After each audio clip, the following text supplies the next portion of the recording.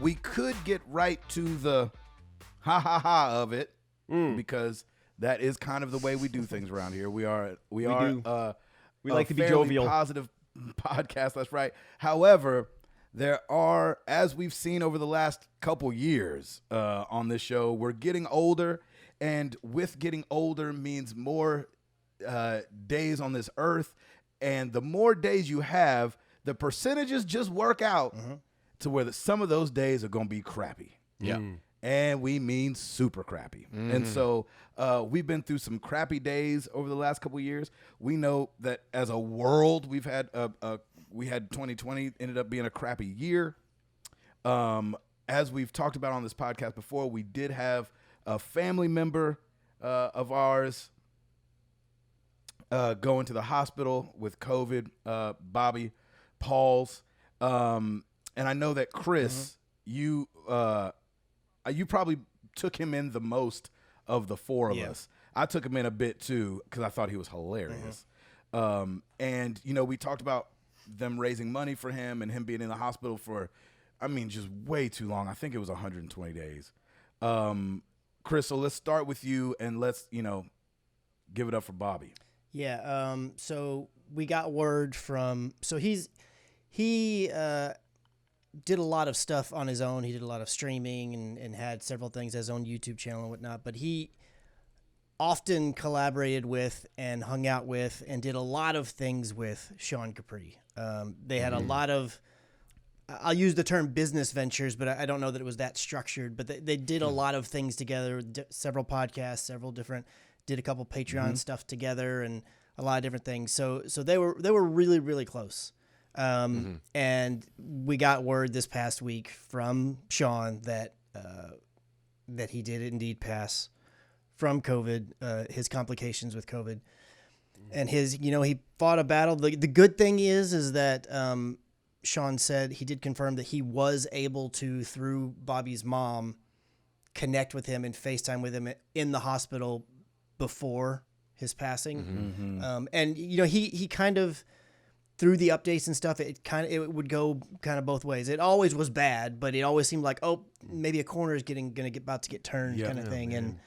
And that was the last update we had gotten. Yeah. Right. Was that he had been brought off the ventilator and that things were looking very good. Can I touch on that thing real quick about Sean talking to him on FaceTime, because what I thought was so interesting and so y'all can call it what you want to call it. I'm gonna call it God. You can call it what you want. But what was so sweet to me that God did is that Sean said he always had the plan to let Bobby know that we had raised all this money for him once he got out of the hospital. Yeah. Always was his plan. And he said something just told him, like, man, we should tell him now to try to uplift his spirits while I'm getting to talk to him on FaceTime. Because if he would have waited, obviously we know that he would never got to give him that message. And so he said he did get to give him that message over FaceTime and get to see, because he said that Bobby had felt like he was forgotten about, which I think a lot of content creators would feel like, right? Yeah. When you're disconnected from your community. Sure. Yeah. And, you're just in the hospital and you don't know what's going on, especially with this COVID thing. You're not allowed, people can't go see people. And, I think for me, that's the worst part of it. Obviously, the death is the ultimate worst, but the fact that, like, right behind that is the fact that people can't go be with their loved ones.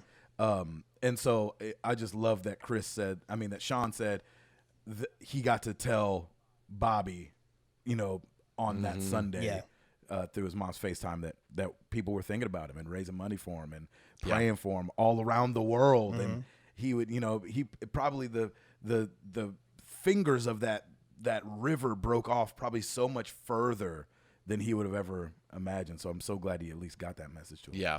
Yeah. So clearly for all the people that were involved in not just helping to raise money for him, but they've been reaching out and just following the whole story and the news and everything. This is ultimately not the outcome that we all kind of hoped for. But it just, if nothing else, he's leaving one heck of a legacy, and he's touched a lot of people and helped a lot of people. He helped me with several different things. I reached out to him on Skype, and we went through a couple of different things when it had to do with streaming and some other things like that.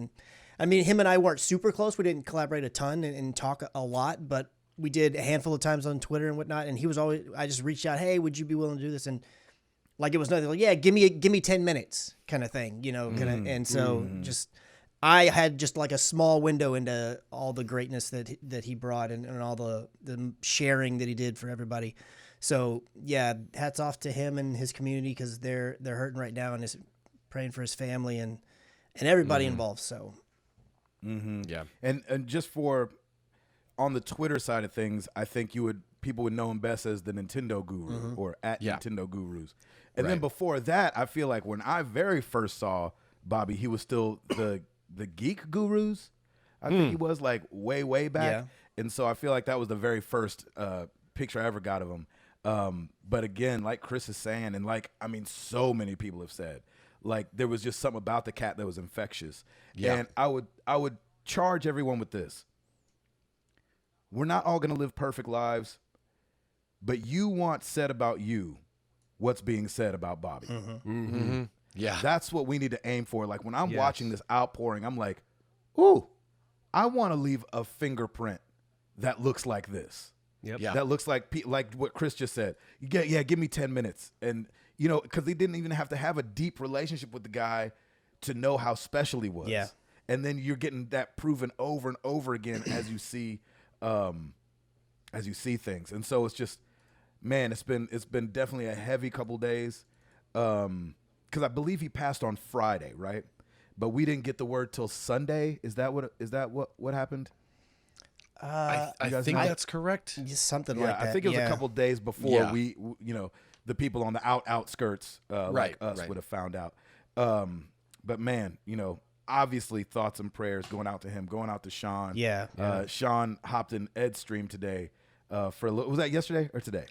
Yesterday and today, both. Yeah. Yeah. Oh, awesome. And it was just great hearing, Sean just wanted to be around community. Yeah. Yeah. You know what I'm saying? And counted Ed. He was like, I think he got on, was like, thank God you're streaming. I think this was Yeah. yesterday. And, to hear just the love fest happen between Ed and Sean, because Ed understands what Sean's going through.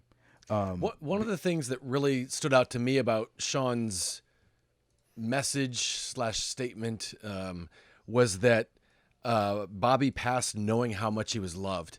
And if that's not an encouragement to continue to let people know that you love them, don't just tell them when they do something nice for you, or don't just tell them if I think they're sad, I'll tell them. Just tell people you love them. Yeah. Let 'em know. Yeah, it doesn't cost anything. Yep. And I think one of the great things too is like, gosh, that's so true, Ed. Lord have mercy. Yeah. Like, just we have so much. If you're on Twitter, there's so much negativity about the gaming space On Twitter? and exactly, and gaming communities. And I think it's easy to just put everybody in a big group and they're the worst. Blah blah blah blah blah. Nah, Doc. We've seen it time and time again with Married to the Games, obviously. But now again, in Robert's passing, we're seeing it in this way too, because we saw the gaming community rally around him and his family, give and be lifting him up.